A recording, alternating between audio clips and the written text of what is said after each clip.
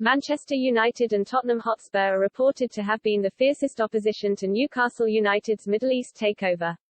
Mike Ashley's ownership of the Magpies was sensationally ended last week, as a consortium led by the Saudi Arabian Public Investment Fund (PIF) and the Reuben brothers, purchased the club for around £340 million.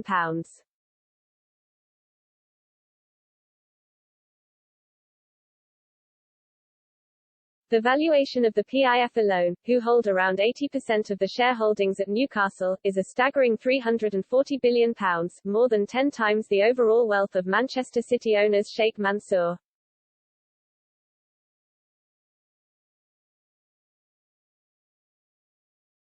Seemingly overnight, Newcastle comfortably became the richest club in the Premier League and one of the wealthiest on the planet.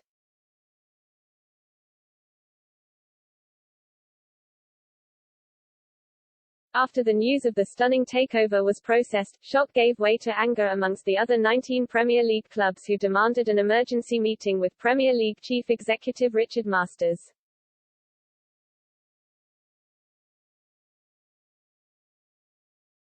Newcastle was reportedly left out of the sensational meeting, as the other 19 clubs grilled Masters as to how the deal was allowed to go through.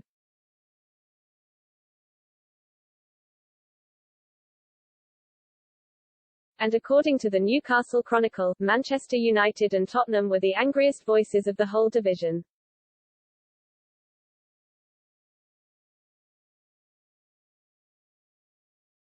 It is claimed the pair were especially angry at the supposed silent and secretive way in which the takeover was completed.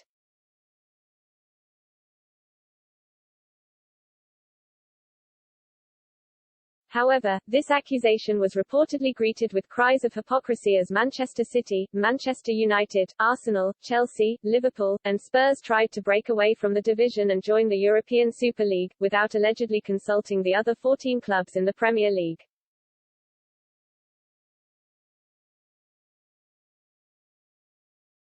The Chronicle also claimed Newcastle's new owners, featuring the instrumental Amanda Staveley, are more than aware of the other team's anger.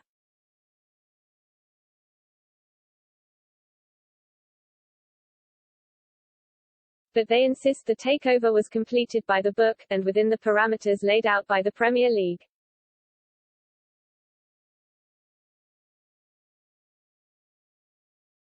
Staveley and co. had been chasing a deal to buy Newcastle for the last 2 years, before they successfully secured the deal last week.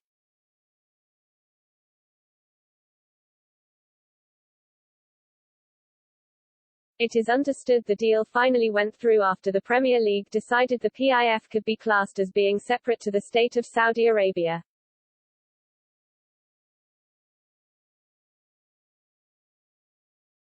The Premier League released a statement which said they had received legally binding assurances that the Kingdom of Saudi Arabia will not control Newcastle United Football Club.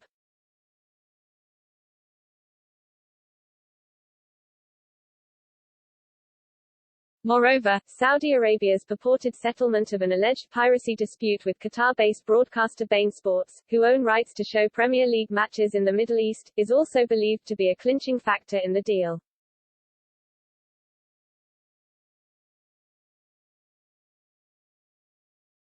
While the takeover looks to be irreversible, the anger and the controversy of the deal is far from over.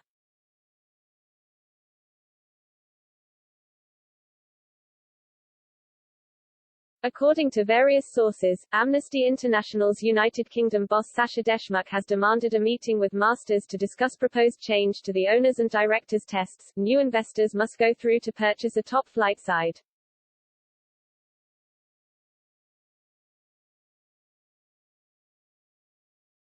The way the Premier League waived this deal through raises a host of deeply troubling questions about sportswashing, about human rights and sport, and about the integrity of English football, Deschmuk said to Sky Sports News.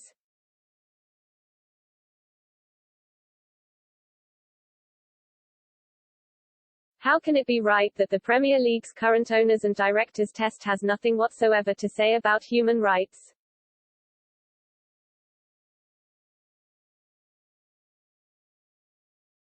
Newcastle host Spurs at St James Park after the international break, in what will be the club's first match of the new era.